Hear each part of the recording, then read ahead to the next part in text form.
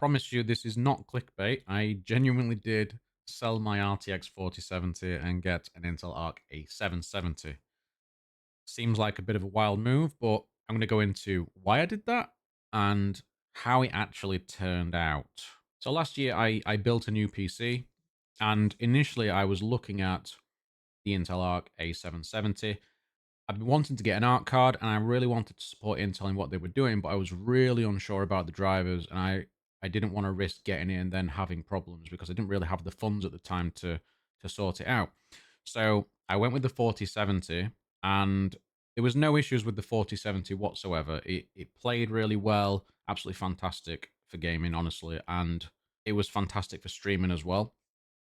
One of the main issues I had with it was that when I was using DaVinci Resolve for my video editing, I didn't have the export in AV1 option.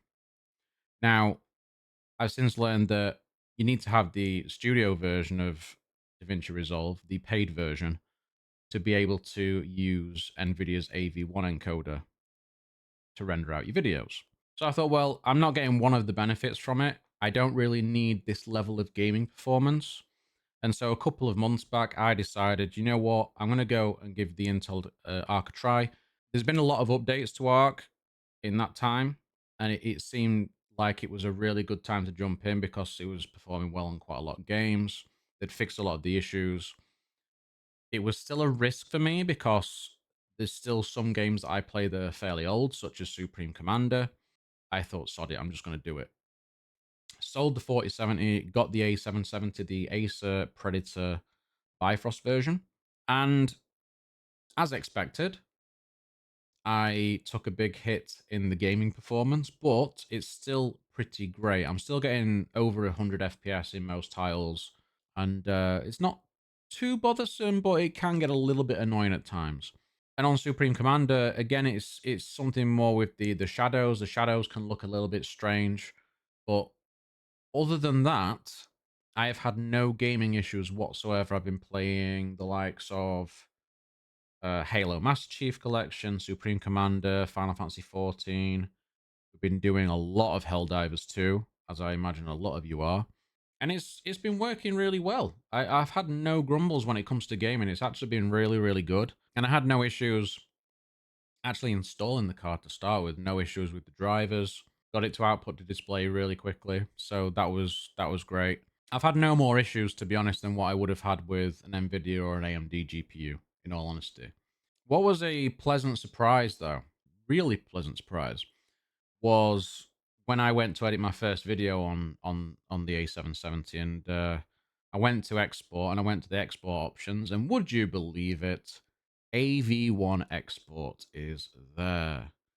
Now, from what I've read on some other forums, other posts, this is the case for everybody with an A770 or any Intel Arc, as well as anybody with an AMD card with AV1.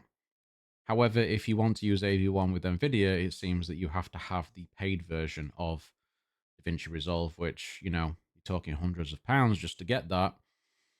And that is basically locked behind there. You have to have the paid version to use NVIDIA's AV1, which really sucks, especially when you're paying a premium for their graphics cards to start with. So yeah, there's lots of positives to take from my experience with ARC so far. But I do hear you say, are you sure there's no issues at all? Like, it can't be that straightforward, surely.